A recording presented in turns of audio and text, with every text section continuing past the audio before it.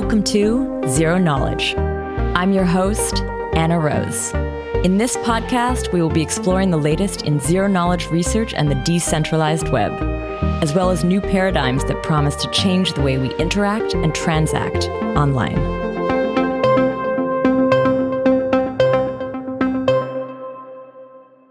So for this New Year's edition of the show, I have a group of folks who have either been on the show many times this year or who have co-hosted with me. I want to say welcome to Josh, Tarun, Guillermo, and James. Hey, everyone. Hello. Hello. Hey. I also want to mention that recently we started using a different platform, and actually Henrik, the podcast editor, the long-standing podcast editor, is also on the calls with us these days. So you might hear him in the new year coming in and out. Hi, Henrik. Maybe people can get a bit familiar with your voice too. Hello. Last time, 1 year ago today-ish, we did an episode like this, but Guillermo, you weren't on that one. And actually, everyone on this show has been on before, so I don't think I want to do intros this time around. I will add everyone's Twitter links in the show notes if anyone wants to find out who these folks are in more depth. So what I want to do actually is just jump pretty much right into this episode. So this is the first episode of the year. The goal being we're going to do a look back and a look forward. Classic first episode of the year type stuff. So I have two questions to everyone. One, where's your head at right now? And two, can you take a vacation? Does it count if I am taking a vacation and my head is currently at about my second or third margarita? Is that like a reasonable answer, or is that like not? I think not cool? You're in a good state. It's a very good state. Tarun, what about you? Can I take a vacation? What is a vacation again? It's where is your head at, and can you take a vacation? I guess the answer is probably no, but I'm thinking a lot about why Ohm worked, but like every other algo stablecoin failed. Okay, that's where your head's at today. There's something there. Oh, there's something there. Yeah. You said that on a previous episode as well. I've been alpha leaking that everywhere, but I think I've convinced Guillermo when I was in San Francisco a couple of weeks ago that there is some actual math there. It's not all smoke and mirrors. It's not 3-3 though. That's a bullshit. Like that. Ignore the meme. The meme What is does amazing. 3-3 mean? Sorry, that might be a dumb question. Okay, yeah. Maybe for this audience, it's worth explaining because you've probably seen Elon Musk and Grimes tweet about it, but you don't know what it is. So there's this idea in Ohm, which is it's like a Ponzi game, but it has some sort of extra dynamics for how liquidity provision works, where you kind of have actors who can stake the token and like reduce the liquid supply, and you have actors who can provide liquidity for the coin in like a Uniswap pool. And the idea is that if enough people do both actions, then you have this sort of positive sum game. Now, that part is all bullshit. Like the logic that's used in their documentation doesn't make any sense. Oh, is 3-3 the payoff of the matrix? It's a payoff matrix. Oh yeah, my God, no! Yeah. And so, they didn't go for the BDSM kind of analogies, even though like they call everything as like bonding, slashing, staking. They like didn't go the one step further. Some of the forks did though. But the idea is more that like the protocol is able to optimize how much it's sort of rewarding different participants for acting in each of these different pools. And it's not a stable coin in spite of the fact that it was started to try to be a stable coin. But it's a system that has not. It is the third most forked contract on Ethereum, on Ethereum chains in general, after Uniswap and Synthetics Minter. Now, of course, my query for that didn't quite include things like safe math and whatever, because like obviously those are deployed a million times, but then they're also inlined by the compiler. There's all sorts of other. I ignored libraries. I just like looked at like raw bytecode. So the fact that it's forked so much. It's had like tens of billions of dollars in this like barely audited code, and it hasn't broken. I think last year around this time, maybe even this episode, we talked about how Mark Cuban got rug pulled, which feels like an infinitude of events ago. That's right. And it was such a highlight when it happened, and it feels like it is now under the rug. Actually, like Exactly. Unfortunate. Yeah, so like I guess the main reason I bring this up is that there was this whole series of failed experiments in algo stablecoins, and somehow this thing that whose documentation isn't even correct or matching what its code is doing worked and like attracted an insane amount of capital over a small period of time. Probably the most capital aggregation effect other than layer ones was ohm forks. So anyway, the point is I'm trying to understand why that is. I think there's actually some reasonable way of describing it. Also, for context, he's been on this for like at least 3 or 4 months. This is not like new or anything. Yeah. All right, James, what about you? Where is your head at, and can you take a vacation? I think I probably could not take a vacation. Like, if you put me on vacation, I just could not take it right now. Why? I would not be able to stand being on vacation. I would get bored so fast. I mean, like, my head is basically where it's been for the last 3 or 4 years, is thinking about cross-chain stuff. It's all I really think about for work these days. With all the kind of things that happened in 2021, there's fun new opportunities for NFTs and, a lot of stuff in the cross-chain space that's really underexplored. And Josh?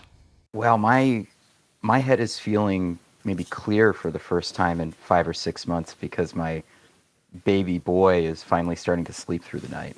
So that is the big life achievement for me. And though you could argue, because I haven't, I sit on the Mina Foundation board and I advise a few groups that arguably I'm not working full time. I can tell you that it has felt like full time times 10 with a toddler and an infant. So I don't know. And the other thing I could say, having gone on quote unquote vacations with my toddler in the past, those are not vacations. Those are the opposite of vacations. They're harder than work. So I think probably not for a vacation for me. I prefer the balance of childcare and the advisory work. Although the other thing I should mention, just as a callback to our last episode, I am kind of sad. My head is currently disappointed in myself because I was supposed to get Matt Levine rivaling newsletter out this year, and it never happened. Oh, yeah. In this episode, we are going to be looking at the highlights, the surprises, and the disappointments. And maybe that would be one. Yeah, well, it's not too late. We're also going to see like what can come in the new year. Yeah, true that. Guillermo, I want to throw back to you because we didn't really hear where your head is at. Like, yes, you're on vacation, but what are you thinking about? Maybe not on the vacation front, but on the other front. Okay, well, I guess there's 2 things there. One is supposedly, I guess I'm graduating the PhD quite soon. I think in March or February, late February, if I'm really nice, and if Santa has me on whatever his nice list or whatever. The other thing is, I've been thinking a lot about weird, I guess, in the same vein as Tarun, maybe terminally academic. Is that maybe the right term? Is just weird math things that turns out they come up a lot when you consider questions about on-chain incentives for things like replicating options. But I mean, that one's actually kind of clear now because there's a whole team working on it. But there's other things that you can do that are even more complicated, like variance swaps and things like that have been interesting, and I guess maybe not to alpha leak too much, but we think it's possible to do kind of a lot of the really traditional financial instruments on chain without oracles. So I have an unfortunately, to the chagrin of literally my entire family, I have a notebook filled with a bunch of equations that I've been working out while on the beach. So Nice. If I'm lucky, there might be a theorem or something. 2017 birthed the Bankless podcast, and I kind of imagine that 2022 will be Guillermo starting the Oracle List podcast. Oh, no. I could never. It sounds like so much work. I don't know how you do it, Anna, actually. How do you even start a podcast? I don't know how Henrik does it. James would love to be a guest on the Oracle List podcast. Ooh, actually, that'd be really fun. You heard it here, folks. Tarun, that's just another podcast that you can go be on. Yeah, exactly. Pod lasciviousness is totally fair in this modern world. Tarun is like podcast farming at this point. It's not even like For I don't know what sure. the yield is on that exactly, but it seems to be non-trivial if he convinces people to do it. It's like a strict percentage that increase every year over year. You should compute what that is. Actually, it'd be kind of fun. All right, I want to move on to the first topic that I want to cover in this episode, and that is the highlights of 2021. So, Tarun, you highlighted the Own project for you, but when I say highlights here, it's kind of anything that struck you as cool. It doesn't have to be everybody's cup of tea, but I'm curious to hear from the four of you, what was your highlight? Josh? So I think my highlight, surprise, and disappointment can all be summed up in one vertical, which is NFTs. Oh my God. Because I spent like Okay. the first half of the year just ceaselessly making fun of them and thinking they were nonsense. And then the second half of the year wondering if I was crazy or the world was crazy. And I still don't know. I think there's something there, but just the rapidity and extent to which NFTs have just permeated way past our normally somewhat insular cottage industry kind of surprised me. And the other thing that I guess I find like a little bit disappointing, in addition to all the like obvious cash grab ones and the idiot celebrities jumping in on it without understanding what's going on and all that, is the thing about NFTs that I kind of worry about is that we ever further do we stray from privacy's light, and NFTs themselves are oftentimes pretty much counter to everything that would instill privacy as being valuable on chain. So that was sort of disappointing. But there's some cool stuff there too. I'm not shitting all over it. But I have a question for you, though. Have you lost any money on them? Well, what is Have you losing bought money? one? I have bought some. But my first NFT Were they- was actually one crafted by our very own James Prestwich, which was the Josh's Dumb Voice Magic Card series. Oh, Yeah. For Valentine's Day. Yeah, it was the best Valentine's gift ever. Don't tell my wife. It was amazing. You're using her laptop. I am using your laptop. She's very kind. She puts up with a lot of my shit. It's great. But yeah, I that was my very first NFT, and I was gifted that. But then I did actually. So like, there are some like there's a pixel portrait. Like I had a couple of those commissioned just because I like the folks making them. I thought that was sort of fun. And I have some crypto covens, crypto dick butt. I think that Oh one my was God. mostly for fun. Crypto dick butts are truly one of the funniest things I think that happened this year. Yeah. They're like amazing. one of those things of like life being more strange than fiction, like that they are like up there for that. Oh, for sure. But also for me, and this is like maybe a deeply personal crypto dick butt story, but my friend, as a gift back in 2014, gave me a 3D printed dick butt atop a Bitcoin as a joke, like, to make fun of my interest at the time. All right, everyone, go look at who the anons in the Crypto Dick Butt Discord are and figure out which one's Josh. Clearly he made it. No, I His didn't make it. creation. This is just like ridiculously strange serendipity that it became a prominent NFT project. But I claim that I have the first one in existence, and it's actually a physical object, which is also kind of miraculous. Yeah, Tarun, like you were in last year's episode, I actually listened back to it. You did mention them. Of all of us, we all didn't. You were the one who was like, I think there might be, maybe. You know, someone should just make a robot version of me, and anytime I say something, just go buy whatever thing I say instead of like, and instead of like, doing what I do, which is like not do that. Like, Just make a copy, Tarun. Yeah, you should just copy trade anything I say. Not financial advice, but really financial advice. I'll just say what. But yeah, I think like it was kind of clear that there was something going on there. And I think Uniswap v3 forcibly using an NFT also changed the game from the perspective of like people realized it's actually useful as a data structure. Obviously not the, Bored Apes people can't even keep their seed phrases private. So let alone explaining, the idea of NFTs as a data structure is harder. But the idea that it is actually a good distributed data structure, I think, from the developer standpoint, it became more clear that, hey, there's actually something there. And then, of course, the marketing standpoint took it to a different universe. Guillermo, what was your highlight of 2021? Oh, this is so hard. The problem is Josh stole my surprise, unfortunately, which was indeed NFTs.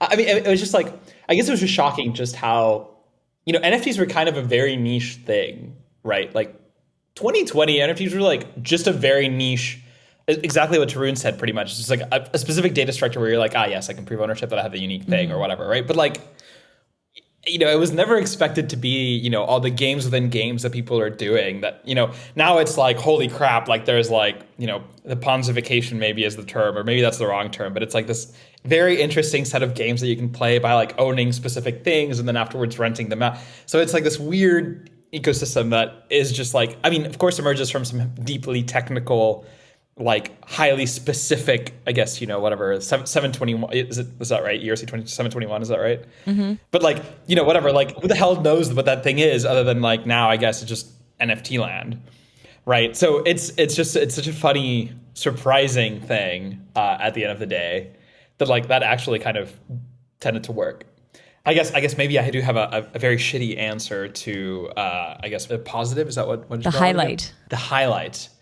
I think the highlight of 2021 is, in some sense, there was like a weird stagnation in DeFi, and in some specific sense, but in some other specific sense, there was like a very, and again, of course, I come from like, this more specific DeFi background, but I think in some ways there was like kind of a proliferation of a bunch of like new experiments in DeFi, like trying to do kind of crazy shit, or things that we would have thought were kind of crazy in 2020, just like doing them, but doing them better and on-chain, which is kind of an interesting ordeal. And I mean, this is true of like everything. Like people, I think, really are starting to think of it as like, we all said it was like money Legos at the time. But certainly now it's become pretty clear that people are kind of bolting on a bunch of stuff and like putting it all together. And then afterwards getting protocols that somehow, as Tarun said, managed to work, even though they clearly probably shouldn't. Maybe that's the wrong term, but I think that's mostly it. And then I guess what is the other one? A disappointment or something? Yeah, I guess the disappointment is something like there's no bear market. Where's the bear market we were all waiting for? Maybe I shouldn't say that, but I do like that idea. And Sir, you just joined this industry. Yeah, well, I didn't just join this industry. I just pretended I just joined this industry, but I have in fact been writing papers with you since 2019.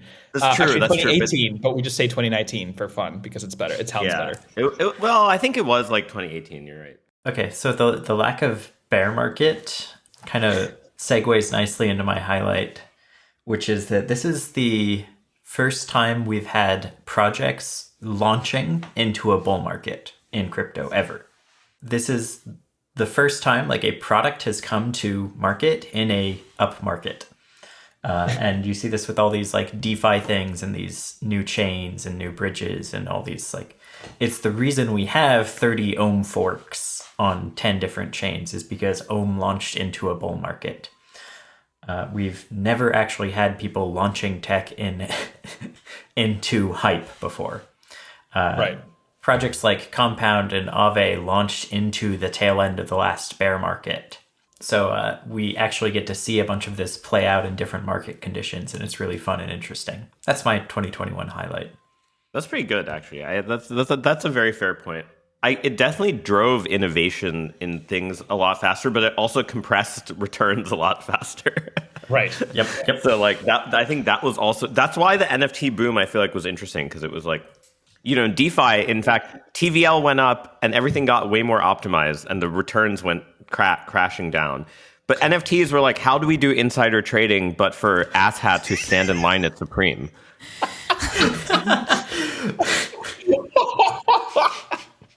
Well, I mean, that's probably my biggest surprise about 2021 is that we found product market fit in a completely unexpected market.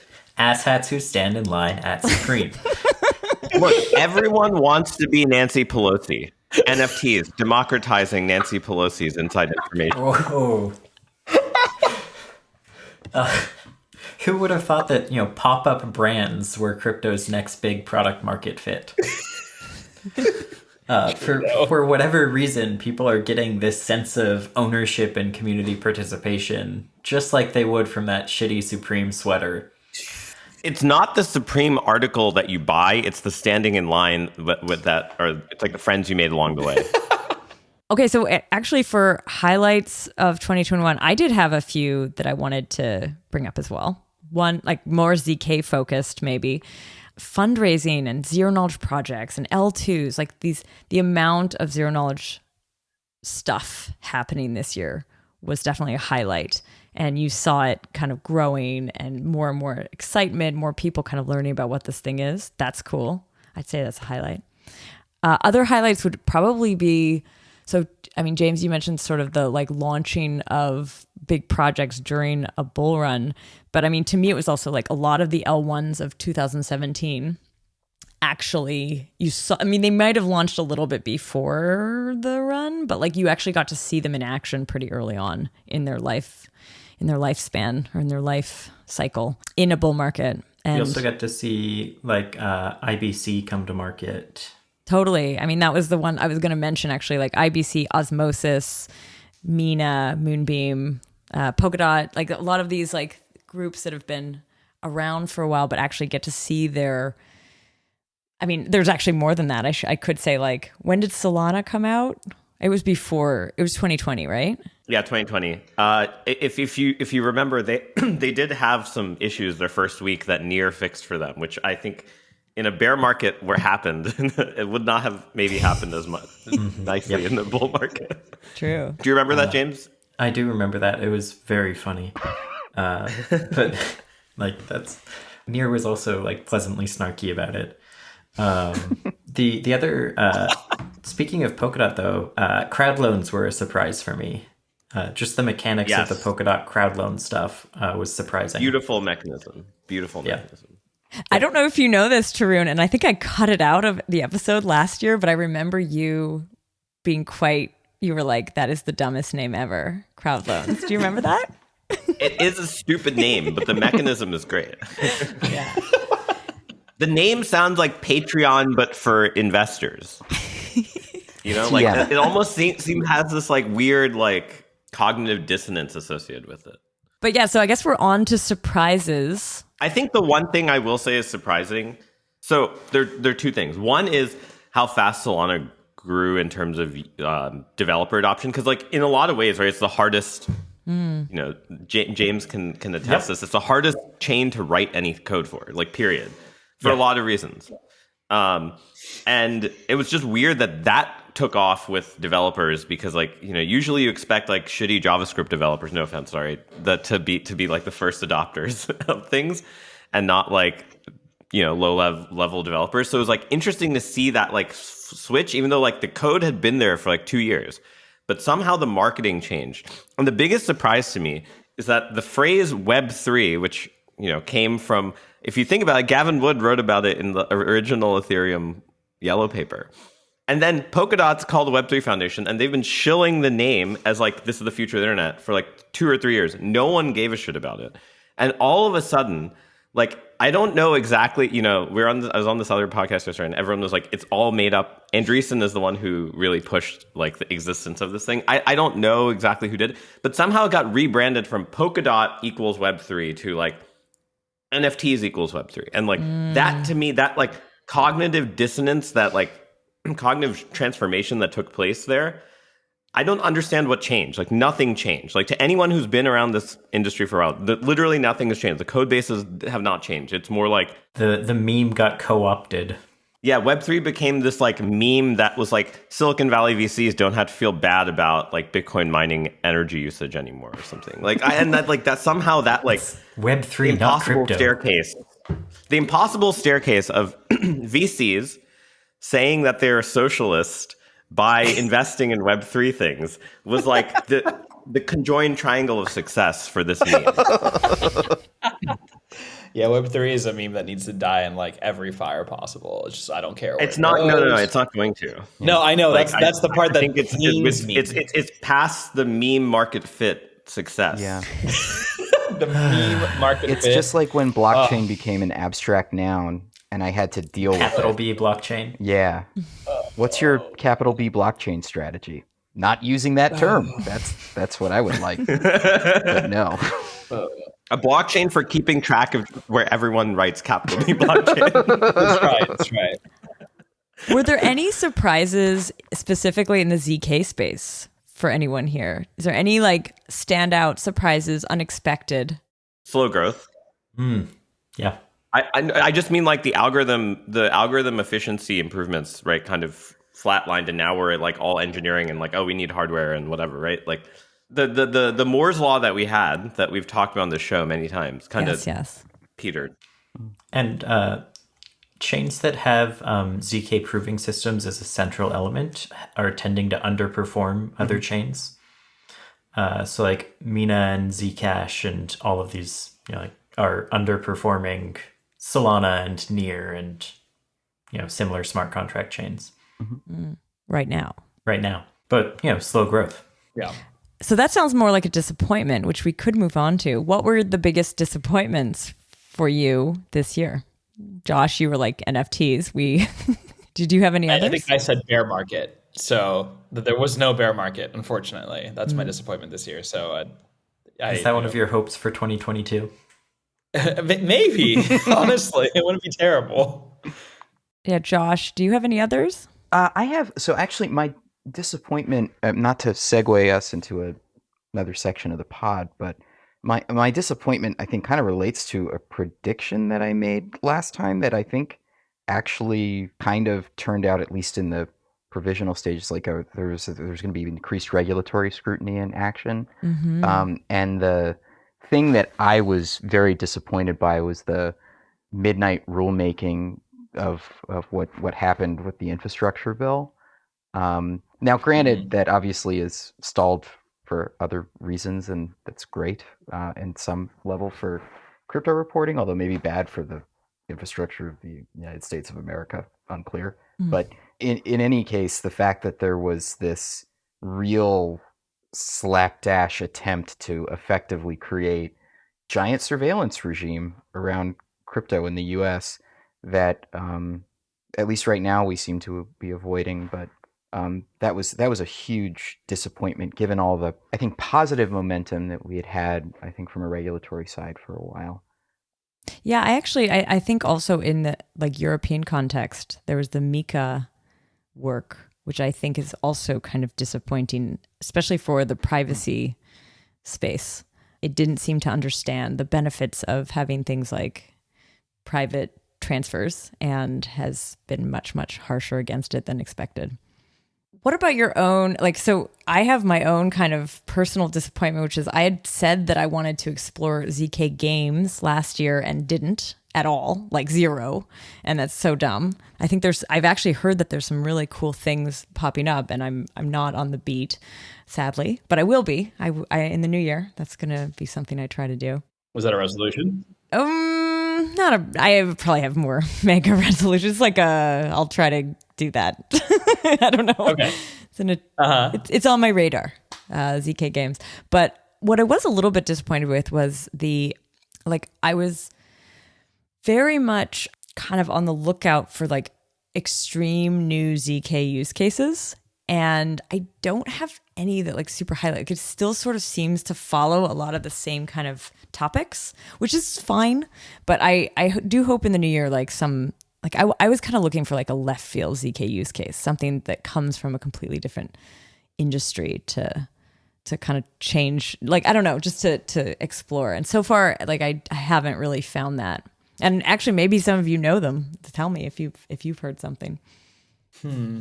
Yeah, the only one I was thinking of was bridges or something, but those are kind of not really that surprising. It was surprising for me, but well, I guess the the fact that kind of in the same way that no one gives a shit about privacy, no one gives a shit about actually good bridge.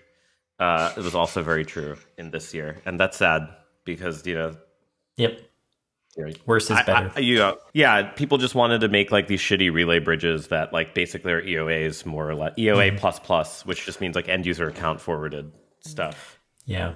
I remember, hearing about Poly Network because it had been hacked for 600 million. Like that's the kind of bridge people want. New meaning to the phrase bridge to nowhere. Right. Did you have any other disappointments or anything that you felt this year? I'm kind of disappointed in slow core protocol progress in Bitcoin, Ethereum, other places. There's a bunch of low-hanging fruit wins for those protocols that just aren't being taken. Is that sort of the predicament and like inevitable future of decentralized networks, that they ossify and then stop working well? I mean, it's sort of scary because those are the two biggest. Decentralosclerosis. I think sclerotic is a pretty good description of Bitcoin protocol developers, at least. But, generally speaking, it feels like we should have had the merge this year, and we should have had more feature forks in, like Ethereum. We should have had fewer difficulty bomb forks.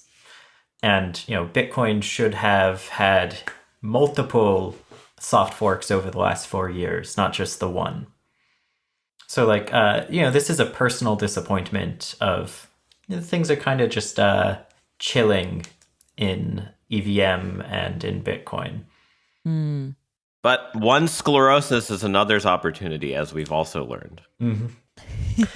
Protocols that are more willing to mutate themselves to meet developers' immediate needs are growing pretty quick right now. It's just like viruses. Maybe a little too topical of a comparison there. So good. Is there anything else about 2021 that you want to cover on this show, or should we move on to the 2022 section of the interview? I will say something. Well, two things that were, huge surprises. I think that were kind of still crazy when you think about it. The first one is the fact that, and it's a very mixed surprise, but the fact that there was a nation state that just said, "Yeah, we're gonna accept and use Bitcoin." Oh yeah. But it seems to be from an autocratic dictator, so it's kind of like at odds. Yeah, it's a disappointing surprise, but it's happening, right? Which is kind of amazing.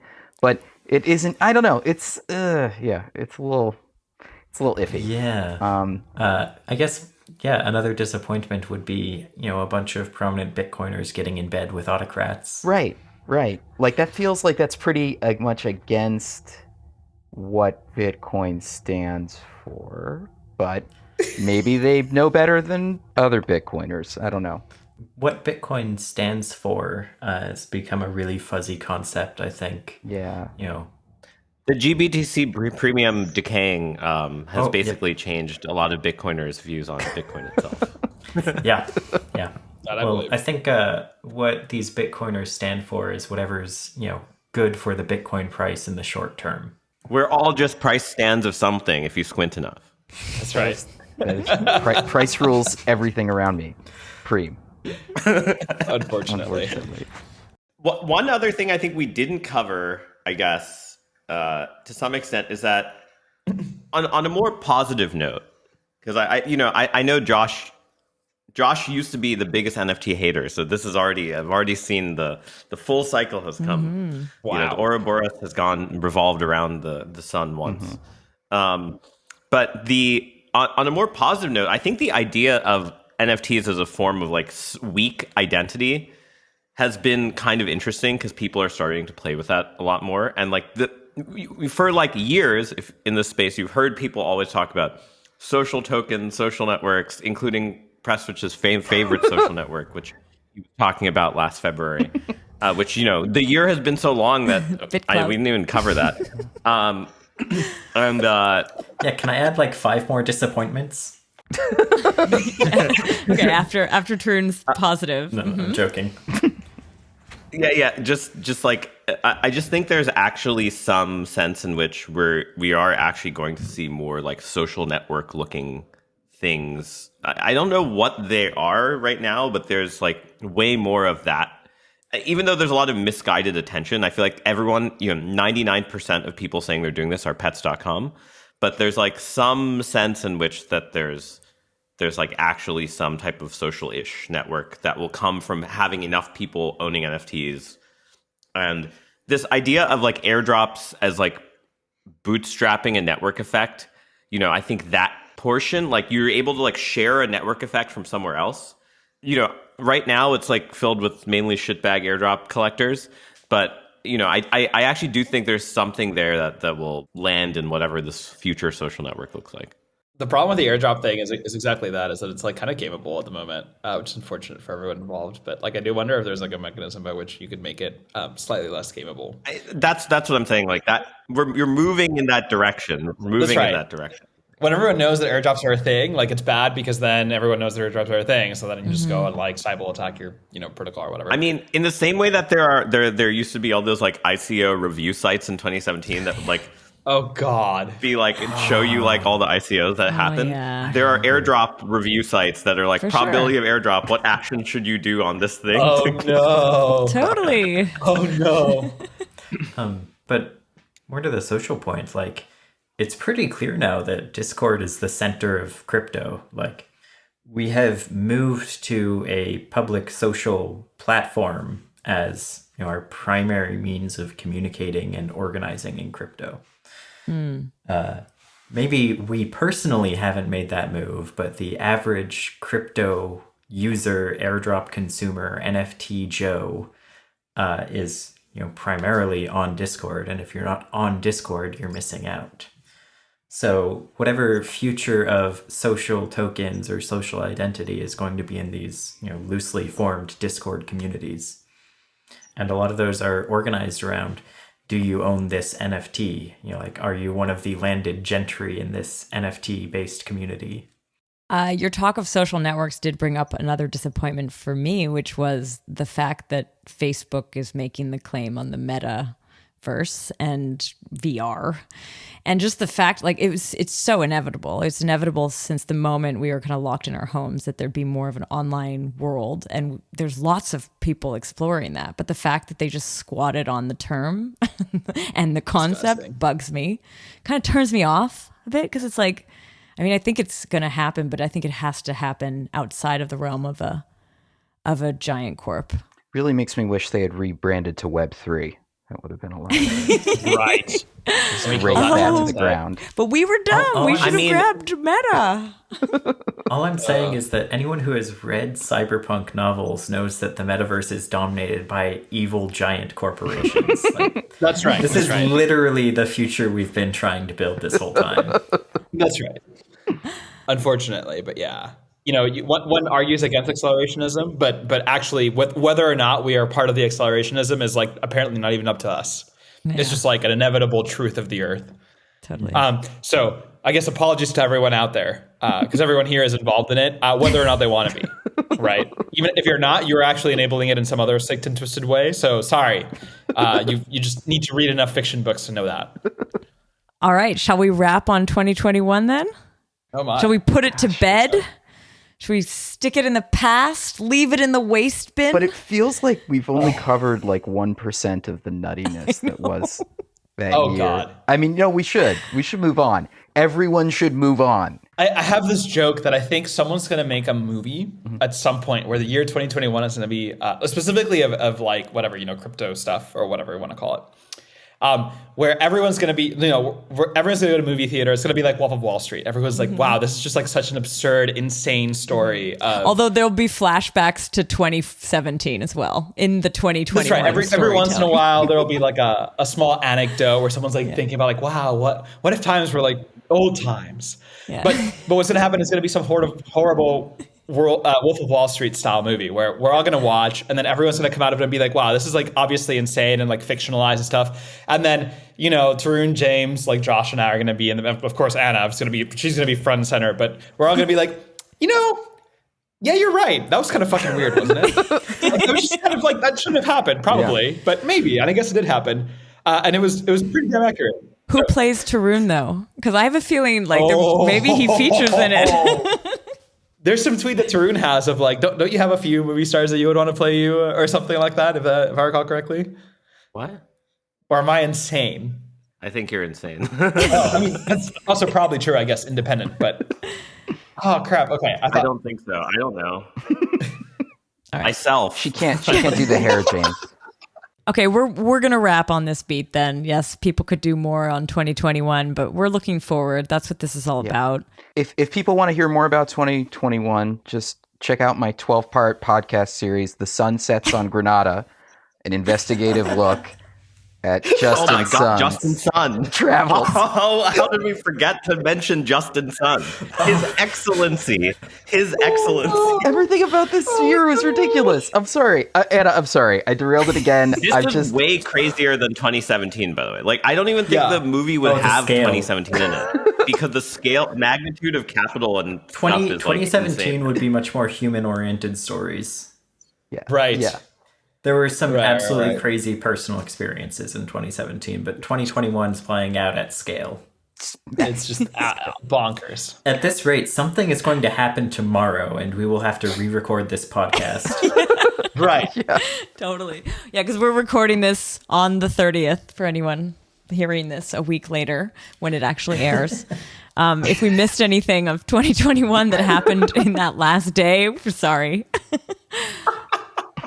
Okay, 2022, though. 2022. Okay, wrong answers only. Predictions are stupid, and we were all wrong last time. So what is the most likely outcome for 2022? No. We were not all wrong.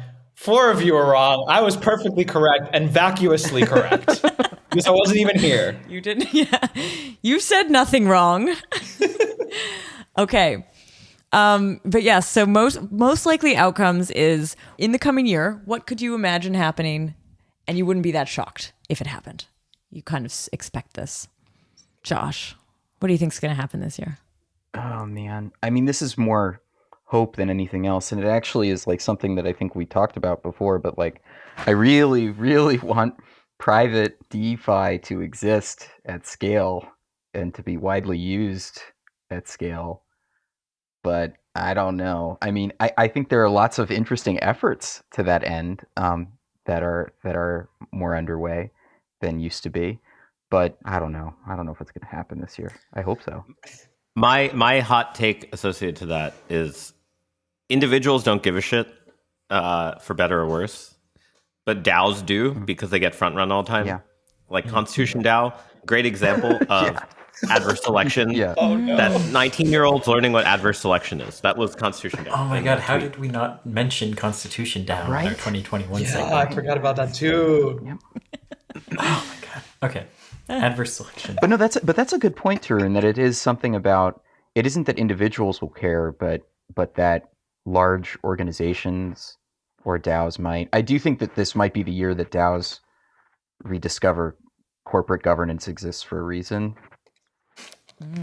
Are we just slowly rebuilding traditional finance, getting the dark pools? We're rapidly rebuilding traditional finance. Yeah, but again, with a little more optimism than you guys, one positive thing is that we're fucking automating a ton of boring ass bureaucratic shit. Like, for instance, if a company does a share buyback, the people who own shares vote. Then the board has to go tell the fucking CEO, yo, you got to like go buy a bunch of our stock on the open market. The CEO is like, hire a broker. Okay. Then they go hire a broker, and then the broker goes and fucking executes the thing. And it takes like 2 months. It's super manual. Whereas here it's literally like, oh, governance contract, you vote on it, and then the buyback happens instantly. Like, That's true. Come on. That's just getting rid of tons of fucking useless jobs. Yeah. And you get horribly front run. The front run is also automated. Yes, exactly. But that's a good reason for why DAOs will care about privacy much earlier than any individuals. Like individuals are just like useless sacks of shit usually. They just want they're like Tarun on the human condition. they want some fucking ape in their profile picture because they think it makes them look cool, even though like a million other people have the same fucking ape. Incredible. I have to go change my profile picture. But I do think this idea of DAOs buying crazier shit, like, you know, the fact that you know the Wu-Tang thing is just like a corollary thanks to like Constitution DAO is like insane, right? Like I do think people are going to start buying crazy shit next year, like a sports team or like something crazy, like really weird. But sports teams are interestingly, they used to be DAOs. Like the Green Bay Packers is actually a DAO in some weird sense, right? Because they have shares that are owned by people who live in Green Bay, and only people in Green Bay can buy them. It's a co-op, right? It's a co. Yeah, exactly. So, you know, I saw this funny tweet today that was like DAOs are just libertarian co-ops, and it's not incorrect. Yeah, that's right. Yeah, and I don't mean to like.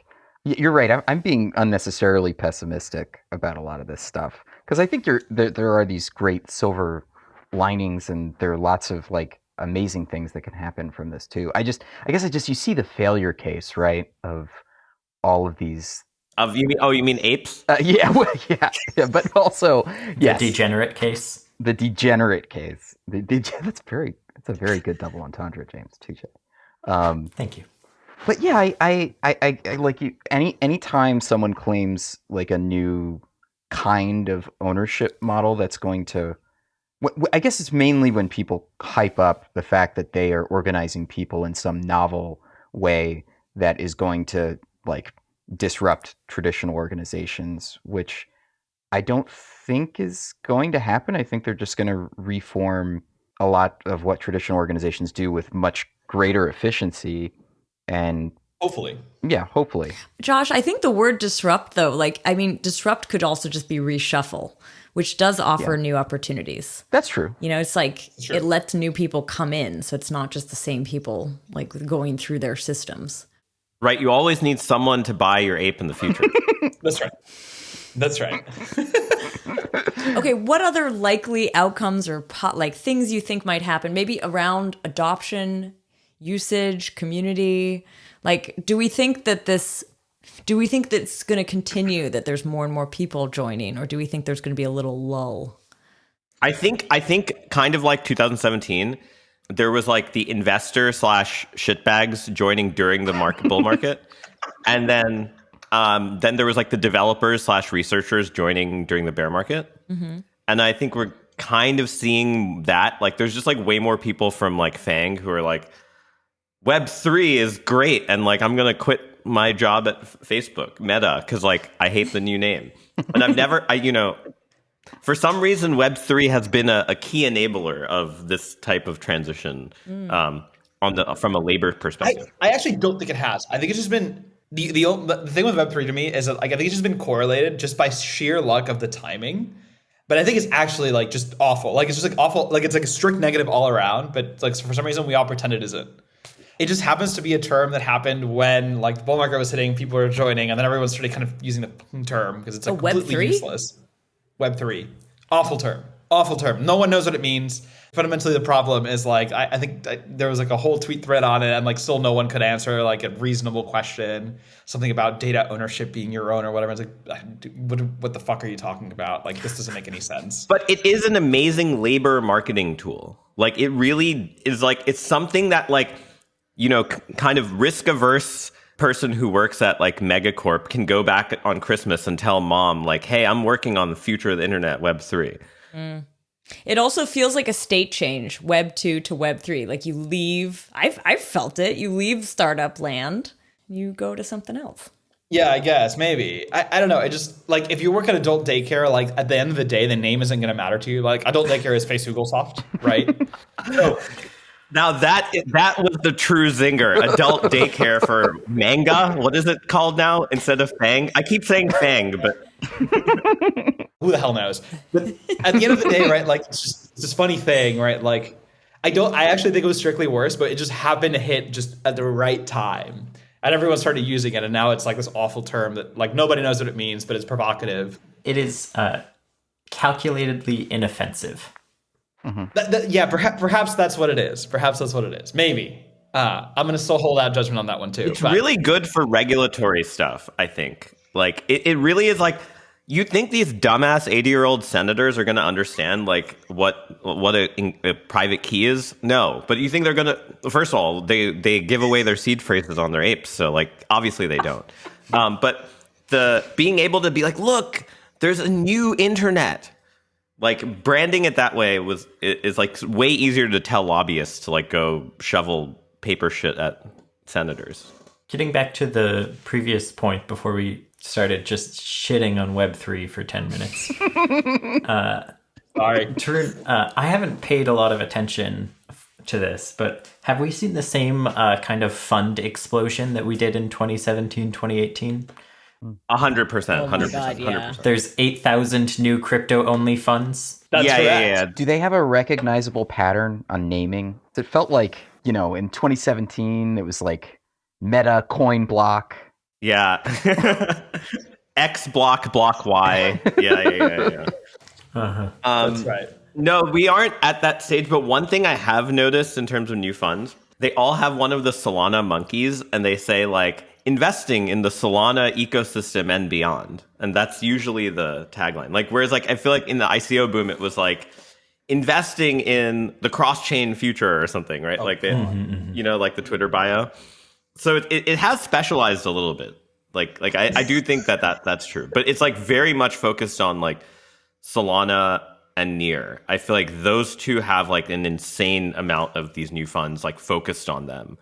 Whereas like Cosmos, I always feel bad for Cosmos because they invented a lot of the fucking ideas that everyone else implement. Like they might be very slow at implementing things, but the provenance is theirs, and yet they still have not been able to attract anyone outside of Osmosis. Osmosis, of course, is a shining success story, but it is kind of interesting that like Solana, where it's actually very hard to develop things, somehow has attracted the most investor capital mindshare, right? Like the fact that you can go to an LP conference and a large endowment asset manager who has money, like they buy coins directly, will tell you BTC, ETH, Sol. That already means that the narrative has shifted so far in that favor, and that's related to this fund. A lot of the new funds, I think, are downstream of that, where they like tell LPs like, okay, you're going to buy Sol. Well, like we're going to invest in Sol companies, so like pay us 4% management fees.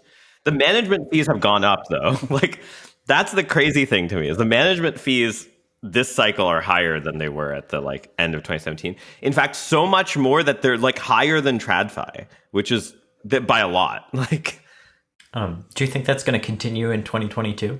No, I mean, like last time, right, we saw all these crazy amounts of fund closures. So one question, which I don't know the answer to last time, was like what people's benchmark was. Like I know for the big funds, it was just like Bitcoin. Like, oh, okay, like what's your performance relative to Bitcoin?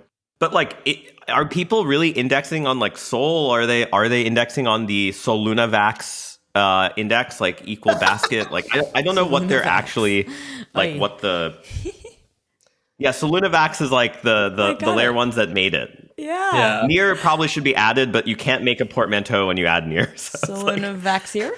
It's like so Has it made it yet? Really? Doesn't work. So Near, yeah, it's like it's not as it's just like for some reason Solunavax memed quite hard. Yeah. Yeah, like dev wise, it's great, but like I don't know if Near has made it. Like I don't really know anyone talking about it. I strongly suspect that in the next 3 to 6 months, Near will be the new capital outflow layer one. Maybe I just benchmark everything against my mom. Right, my mom is like. She like randomly invests in like a bunch of the stuff. I don't ask me why. I have no idea why she does this. Like she does buy weird polka dot stuff. That's the funny thing about your mom. She like knows random, really crazy polka dot projects I've never heard of. It's fucking crazy. It's insane. But like I literally know nothing about the shit she buys. Like she just like buys like truly like random shit coin, which is great. But like anyways, my point is like if my mom hasn't heard of it, the answer is it probably hasn't made it yet, and I don't think she's heard of Near. So. At least she hasn't mentioned it to me as far as I know.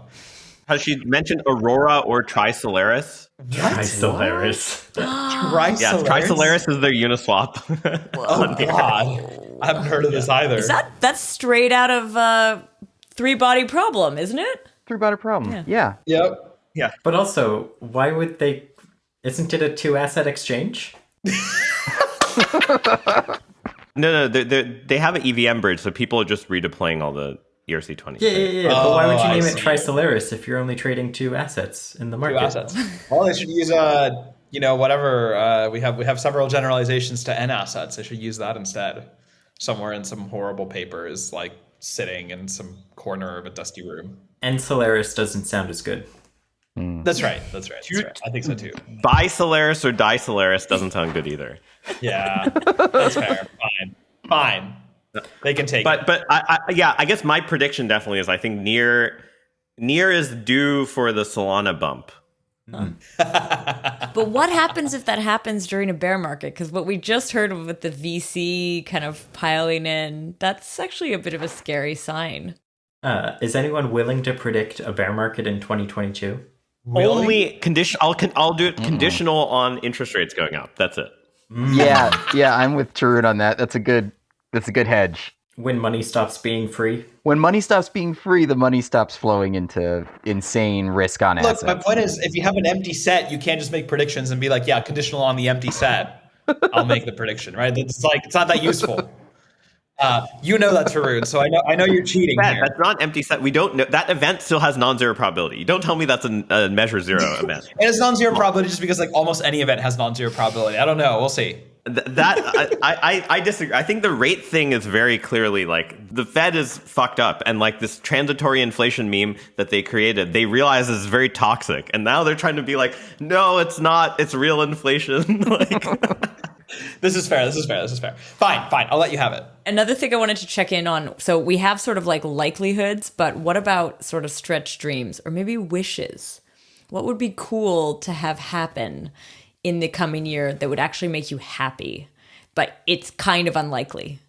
I have an answer to this, although a lot of people will hate me for this answer.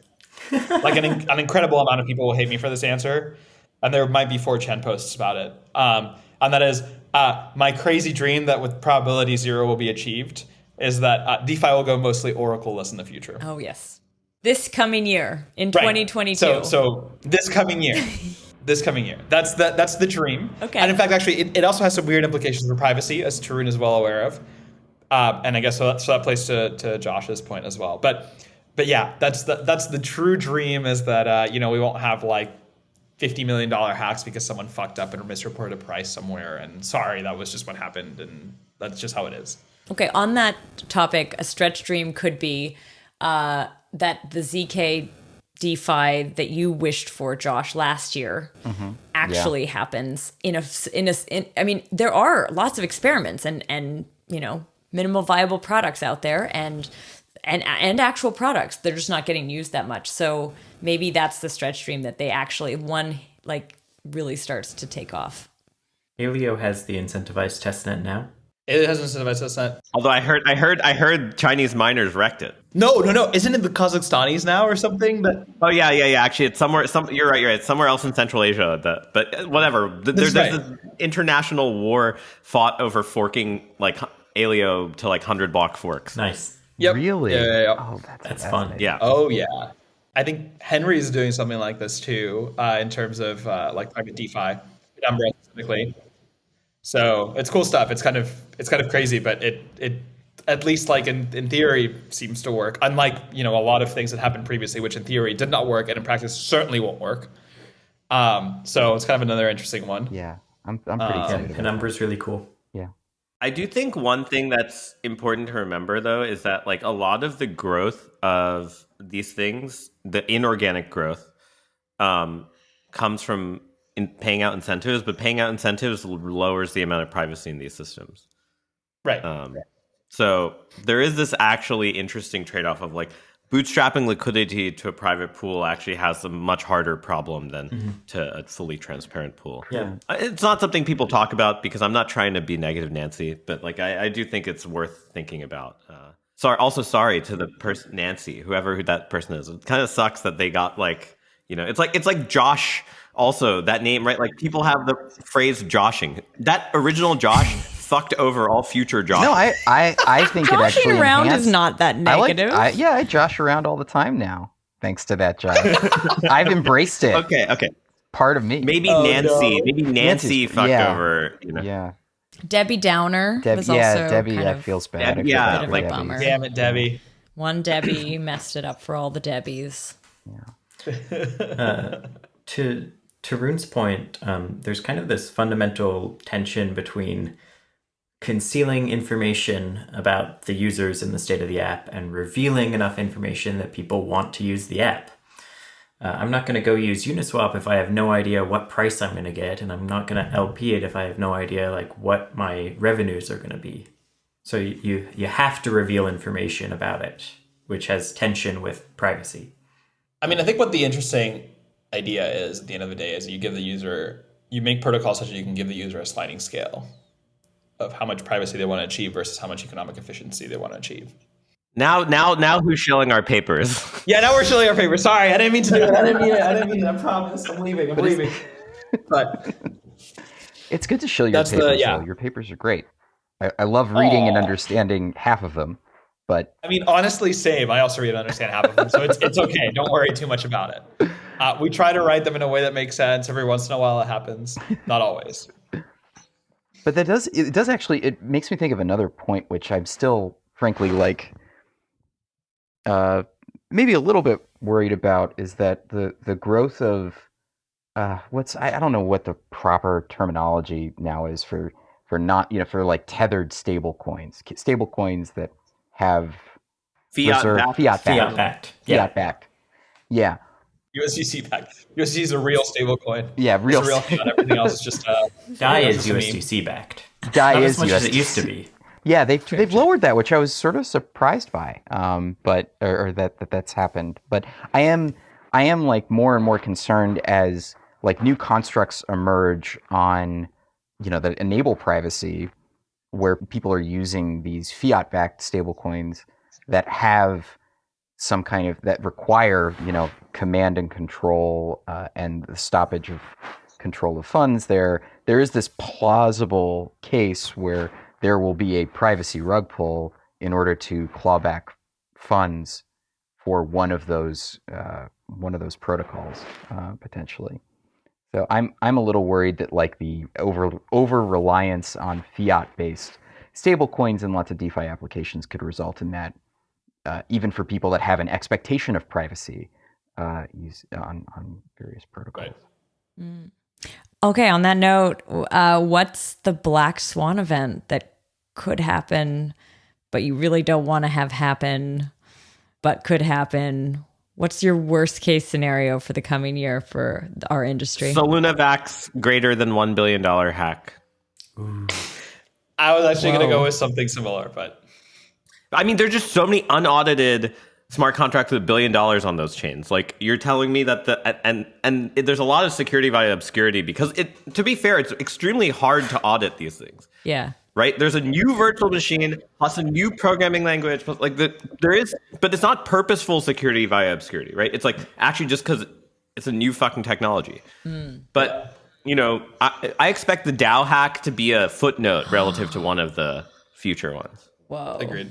It'll be interesting just because it's historically relevant, much like many historical references, but that's about it. That's about as far as it's going to go, I think, at the end of the day. I think it's going to be like very small relative to some of the crazy shit we're going to see in the future. If there is a $1 billion hack, do you think we're going to see a repeat of the DAO hard fork? Ooh. Is a great Ilya question. or Emin gonna call up all the exchanges and tell them to stop trading and run a hard fork to revert? Goon to your head. Stop. Yeah. No. Well, where's that? Do you know that CMS meme of like M and Gunsira and it like shows the gun? No, I've never seen it. It's amazing. It's a great It's meme. a great it's a great meme. That's actually what inspired that comment, I think, in the back of my mind. Amazing. I think like the can you stop trading days are starting to be over with bridges though. Yeah. Like you really need to go call up every validator and you're like, stop processing Synapse transactions. But you have to kind of make a decision whether to cut off, like bridged users and disavow that bridge and then go try to clean it up again later. Rough decision. Any other black swans? There's always a regulatory one. Always. Oh, yeah. It barely. Yeah, Josh is our clearly our regulator of this podcast, so he should be telling Yeah, us. Josh, come on. Well, I don't. Well, I this year. Just don't give anyone any ideas. That's really the only Was this thing. year a black swan? This year felt like a black swan because I think actually I don't know if y'all remember, but when Gary Gensler was announced, people were actually reasonably excited about it because they thought, oh, here's someone who knows the industry, he knows what's going on, he's optimistic about it, and then he really committed the greatest rug pull of all, and showing a reg pull. Yeah, reg pull. Oh my God, James, yes, amazing, yeah. It was that. And then you combine that with, what the Treasury Department was doing up in that infrastructure bill. And it's just like, I don't know if it'll be that bad this year because it seems like cards were put on the table and the amount of influence that at least crypto folks have, or I'm sorry, Web3 folks. Guillermo's favorite. Yes. It's much more acceptable Triggered. inside So the Beltway.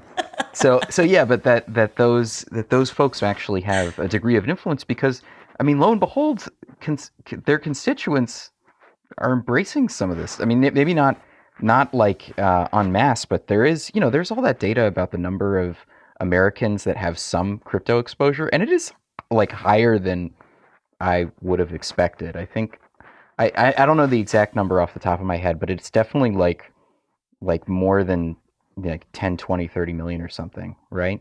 Which is kind of, I mean, it's kind of remarkable, So it's not it's not a small share of people that have some vested interest in the outcome of this industry now. So I think that is potentially a positive thing for the regulatory environment this year. Maybe. I don't know. Because I was all negative about it last year, so this year maybe I can manifest positivity into the regulatory universe. Regulatory vipassana. I mean, I'm going to repeat, I think I said this last year, the black swan for me is ZK hits the mainstream, but for all the wrong reasons, because of some like bad actor using it in a big way. That would be very, very like bad. What can we go through some of those scenarios? Yeah, like North Korea or something, or yeah, I mean, it could be a project that ends up being really just used by bad people, or it could be. Do you remember when people were trying to get DeFi regulated by saying like North Korea is the biggest Uniswap LP in the Maker DAI pool? I don't remember that. But I remember that shit, and I was like, "What the fuck?" It was only $20 million. Like. Wow. That was like some like centralized exchange thing trying to be like, hey, like we have to do KYC. Like, I'll bet you that North Korea was the biggest LP in this Uniswap. Yeah. No way, really? Someone actually said this was around the time what's his name got Virgil? arrested. Virgil. Yeah. That's back when we called it Kim Jong Uniswap.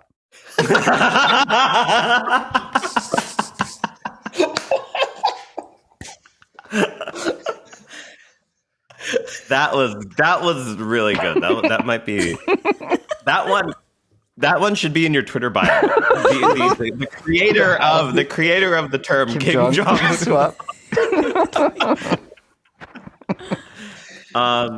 But yeah, no, seriously, like what are actually I actually haven't really thought through what that would mean, so I'm kind of curious, like who what's like a example of. I mean, it is something like a state player that would be able to garner enough like negative press using it for something. It could be a terrorist org. I mean, all the things that everybody's like always worried about when it comes to like privacy tech is like the bad people get a hold of it. And what I'm scared of is that, yeah, I guess what I'm scared of is that the narrative only all the like, drug money in Zcash. Yeah, my fear is always that the larger narrative is purely that negative one, and it's not all the cool benefits it could also bring. Yeah. For context on that, drug money in Zcash has been this like boogeyman for so long that no one's ever found any evidence for. People keep bringing it up, but there's never been any like actual substance to it. And the shielded pool is still so small, it's not like it would constitute that much drug money to begin with. I was in the pool.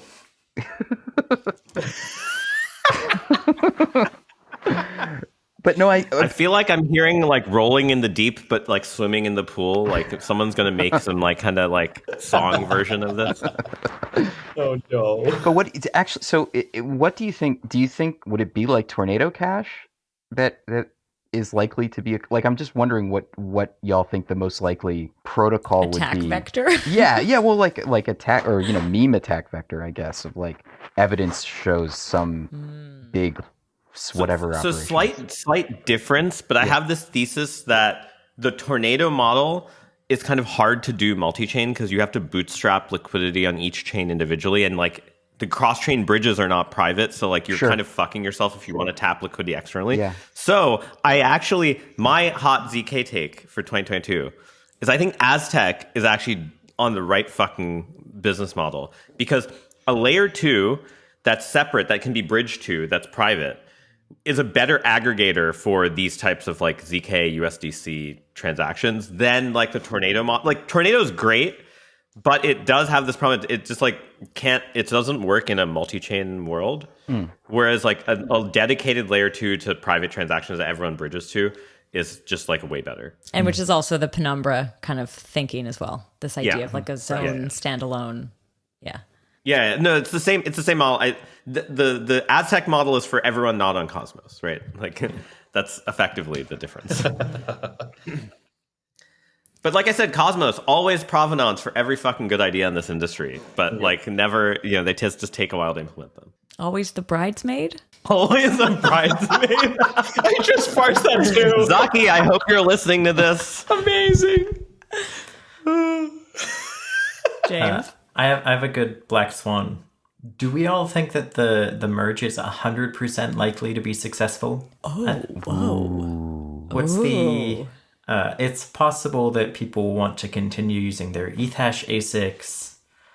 I'm scared to ask what's the merge, because I'm very... the ETH2. Proof of stake transition for ETH2. For ETH2. Okay, fine. It's been rebranded a bunch of times, no stress. As the it's now TM, the merge. TM registered copyright by... Yeah. They called it docking for about 6 weeks before someone explained what that meant. Yeah, Urban Dictionary should be part of your due diligence. For any naming. But to be fair, I used to work in a field where the term of art, and Guillermo knows this because he worked there, was docking for like molecular docking for finding new drugs. So I'm so sorry. It's not the first time it's been done. So, there's technical risk to the merge. There's also social risk of, people have got all these Ethash ASICs. They got to do something with them. What is the... Something going wrong with the merge is a big black swan for this year. That's a big one. That's a really good one. One thing I would add is that the merge is going to be more interesting from a like financial risk standpoint now, because of like how many different derivatives there are that are not really fungible. Like the set of staking derivatives is quite large now. And Yep. I don't remember if I made that prediction that staking derivatives would happen this year, but I feel like I did actually say that on at some point. I don't remember. But they did, like crazy, right? Like they really did take off. But it does make the merge technically a lot more risky for like exchanges to support on right at the moment it happens, because they'll have synthetic exposure. They already have synthetic exposure to, as Prestwich likes to call it, Beth. But that's a very controversial thing in the Ethereum community, that Beth is not equal to ETH, but they are disjoint technically. What is Beth? What's the B? I don't get it. Beacon like beacon chain Ethereum. Beth, the beacon ETH. ETH on the beacon chain is not fungible with Ether. Like they're just but not the the same merge thing. is the moment that's supposed to happen. Well, right? actually, no, Tarun. The merge is no longer the moment when beacon Ether becomes unlocked. That's been, really? That's not part of What the the merge spec anymore, I believe. What? So Okay, then they're definitely withdrawals will be enabled at a future date. Oh. Can I say another black swan? I mean, I definitely hope this doesn't happen. It's a little bit of a like lesser black swan than the one you said, but related. What if the merge doesn't happen next year? Ooh. Heresy. Do you think that's You cannot possible? Speak those Or words. do you think that's possible, or do you think it will for sure happen? Like they are going to brute force this, or The difficulty bomb's coming up, so never delay that. Somebody brought up the idea of, continuing the difficulty bomb after the merge, and I just wanted to slap them. Amazing. But I think that the merge is extremely likely to happen this year. I was shaky on it for 2021, but for 2022, I think we're past the point of no return, and it's sometime in the first half of the year. I'm making a prediction. Merge by July. Oh shit! Wow, putting Okay. your foot down. Big year. That's the one prediction I'm gonna firmly commit to. but withdrawals at a alright. later date? Withdrawals at a later date. And will they merge with the ETH, or are they going to be somehow separated or different? Or When withdrawals are enabled, everything will be fungible again. But right now there's two different ethers. There's ether on ETH1 and ether on ETH2 that are separate assets with separate properties. And then there's, a bunch of staking derivatives. Yeah, so the risk part here, right, is right now the staking derivatives can be redeemed for ETH, right? Like you can unstake your staked ETH. So when the way you make a staked ETH derivative is you take ETH, you lock it up into this contract, and that contract pools together all that ETH, and then validators go and validate on ETH2. And then the rewards are distributed to the pool with some percentage going to the people who are actually running the hardware. Now, that pool, right now, you can redeem the staked ETH for, some of them are one way, some are not. So first of all, that's a big difference, that you can redeem backwards, sell your staked ETH, get your rewards ahead of time and get back ETH. Some of them are you're locked in. But the weird part is at the moment that ETH2 is supposed to equal to ETH, all of these things in theory should be worth the same amount, but I guarantee you they'll be quite divergent. Mm-hmm. And exchanges will be holding a lot of that risk of validating which transactions are valid and which derivatives are correct. But the exchanges make a fuck ton of money from the staking derivatives because they charge a fee on staking for you. And so they are kind of going to be very adversarial with each other because they each have their own sort of staking derivative of choice. Because it's a big source of fees. This might be a dumb question, but is it possible on another L1 that has some, even if it's a rudimentary or terrible bridge to ETH, to set up an ETH to Beth pool on a different L1 that then trades right before, that opens before the merge? Well, that's essentially what's going on Binance right now with the ETH and Beth markets. Right. It's okay. Binance has centralized trading of this ETH to Beth asset. Yeah. They're not synchronized. The volatility of that implied price pair can go up to 5%, which is a lot when you're considering it's the fucking ETH market cap.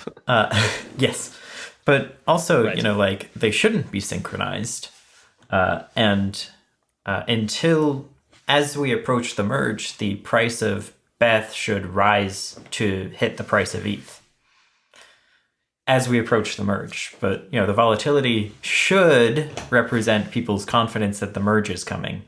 Should. Right. Anyway. That's the key.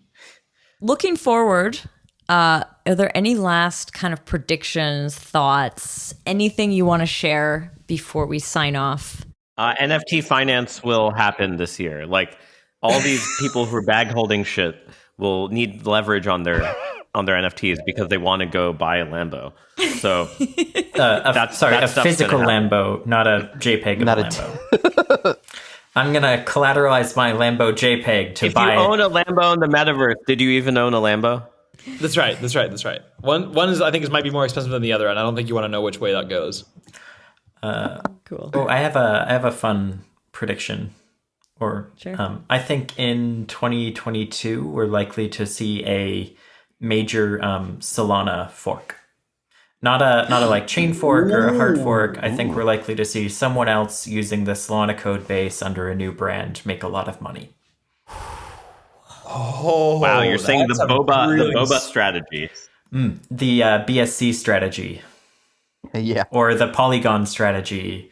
I don't think it'll be Solana's code base though. No one wants to maintain. Like I do feel like it might be like easier to develop with chain. Solana has the most hype. Like personally, I would choose Solana because it has the most hype, because it has the largest developer community outside of the core team, outside of Ethereum.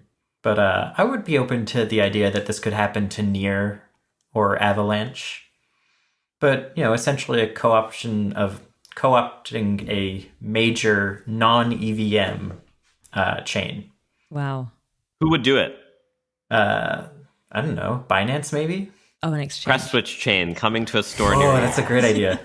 Bring James Lana. Dow to life. James Dow has a new project. Yeah. It's more than just hair. That is interesting. I think I just like find it hard to imagine exchanges doing that yet. Maybe in another like year. I feel like there's still so much like the client is so annoying to run. It still just doesn't feel like Geth where everyone and their mom can make a Geth fork. But that's just, maybe I'm not thinking big enough like you. Galaxy brain. Here's another fun, maybe won't actually happen prediction, but I'd love to see it. I would love a DAO to buy a systemically important traditional financial institution. Oh, and that'd then be so good. And then cause a real financial crisis. That would be Bank DAO. so fucking funny. Rebanking the already banked. Yes. That's right. Yeah. Rebanking the already banked.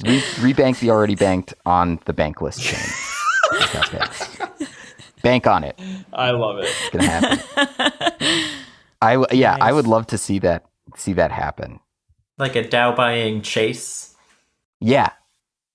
Like basically a hostile takeover from crypto to some. I mean, obviously, like maybe systemically important that's too big of a target, but I do think that a hostile takeover from some crypto entity into a traditional equity market would be amazing. Buying a shell brokerage. And yeah, that'd be pretty cool. What I was to say is there's I've had a name for this. I don't think anyone's bought it yet, but I was thinking the perfect name for this DAO is called Bear Hug DAO, and the bearhug.eth is not yet taken. I think the DAO. Guillermo, why are you leaking so much? I'm just here saying things. And Tarun's gonna own that by the end of this podcast. I should have. No, I don't think so. Like I said, I say a lot of things, and if I took my own financial advice, I would be, someone should do that. Not financial advice. Not financial advice, of course. If I took my own financial advice, not financial advice. That's right. Tarun is saying, take my financial advice. This is not financial advice. It's not financial advice. Wink, wink, wink. Yeah, I just love the idea of like literally a DAO existing to just like bear hug just like known corporations and just like buy them out, and that's it. Sorry, game over. Like just this like one random DAO that's like owned by like absolutely mostly degens. Have y'all read Damon before by Daniel Suarez? No, what is this? It's a book that was written in 2009, and actually the sequel. Reading for DAO bros. Absolutely, 100%. Because it's like it describes. I mean, it's fanciful dystopian fiction of sorts, but it describes like a much more advanced version of this happening and playing out. Fucking incredible. In various ways. It's really cool. Like it actually. I mean, it's a fun read. The writing is not like top notch, but it's an interesting concept. I like it. What is the name again? Maybe I'll add it to mine. Damon, Daemon. Like and then the Damon, sequel is like Freedom TM. Damon book by Daniel Suarez. Yeah. There you go. The sequel wasn't Linux kernel. Yeah, I was right. I was like Damon shut down. It wasn't System D restart. Surprisingly, I don't know. Yes, exactly. Why wasn't that exactly? System control restart? Exactly. Amazing. This hostile Solana fork thing is now sounding way more real. Damn. I initially was like, this is a little crazy, but like you're kind of right. It's like right. What exchange is big but desperate enough that they need like some hype? And maybe it's like Huobi. Ooh, that's because Huobi's been trying to do like Huobi chain in 5 different ways, right? They're initially with Nervos, then they bagged Nervos, then started doing their own, and then like that thing is seemingly like stuck. Wabalana. So like you're kind of right. I could see Holana. Holana? Yeah. Holana. I'm curious as to what Anatoly will think of this. Is really like all that's running through my head right now. It would be very, very interesting. I feel like if I were Toli, I would actually be kind of excited about that idea. That's fair. All these EVM forks were good for Ethereum. Yeah, that's true. Yeah, I mean, things just like it certainly generated more hype, and everyone was like, but it's kind of a weird thing, right? Because it's like not immediately obvious why it's good for Ethereum. At least it wasn't to me. Like I don't know what the dynamics are of like why someone forking. Because it's the same way that like if you look at all these new DeFi protocols, everyone is like letting you farm with wrapped Luna or B Luna. Right. That's because there's a huge capital base to bootstrap your network with, right? But then eventually that capital base does go back to the base to where it started, and that's generating fees. Look, mainframe manufacturing was good for COBOL. I mean, like I believe that, right? That's a great slogan for Bank DAO.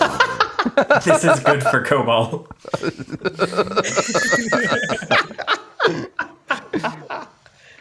Finally, a Solidity to COBOL conversion layer. There you go. Just abstracted a few times. I just threw up in my mouth a little bit.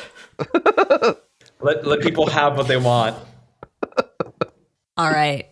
I think we've reached the end of our prediction episode. Wait, So- what are yours? What are Did you yours? have a prediction? Oh. We had like no ZK prediction. Yeah, we did it. What? ZK hits the mainstream in a really amazing way, and it sort of is already like on the cusp, I think. So that's a prediction. It's going to happen this year. Just throwing it out there. All right. Listen, actually, I do have one last question, but we should be quick because we're way over time. Sorry. What are you planning for this coming year? Like, what are you doing? And there I have some things I want to share. Josh, what are you doing this year? I'm gonna keep advising, keep the board stuff going, and I am gonna get the stupid satire newsletter Do it. off the ground. I just because my biggest personal highlight last year was having our second child, so that was a bit all encompassing. But I am excited to get back into the game a bit this year. Cool. So, I don't know, maybe something else. We'll see. Nice. Guillermo? I guess I am joining a fund as like whatever, like head of research or research partner or something like that. Whatever the hell the name is. I'm still not really sure what my title is. Something like that. Anyways, supposedly, essentially, so I con someone into paying me to do more math for DeFi. So that's mostly what I'm looking forward to. Nice. Is continually conning people to pay me to do. The long con. Everything's a Ponzi if you squint enough. True. It's everything's a Ponzi on different timescales. Tarun, what's your coming year? I don't know if we're going to be able to get 12 papers in 12 months again. I don't think so. But maybe we could try. That's what you want. Not now that he has a job. His job is to do that. That's literally fucking marketing for his job. That's right. You're forgetting everything's a Ponzi. You have to like squint and choose the right value function. That's correct. But then it's a Ponzi. It's perfect. I don't know. Just continuing the stuff I'm already doing. Just what was the phrase that San Diego TV guy said? Keep fucking that chicken. Do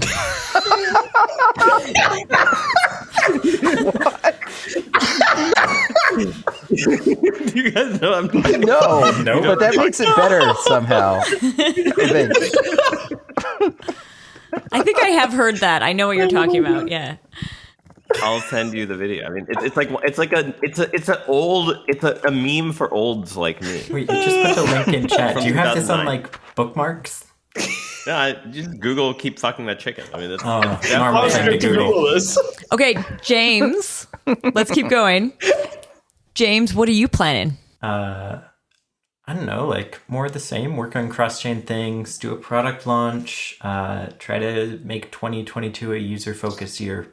Very cool.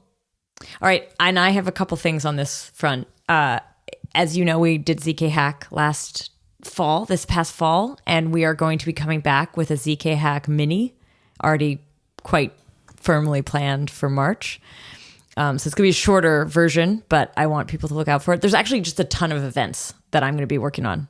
Hackathon, ZK Hackathon. I really, really want that to happen this year. A ZK Summit.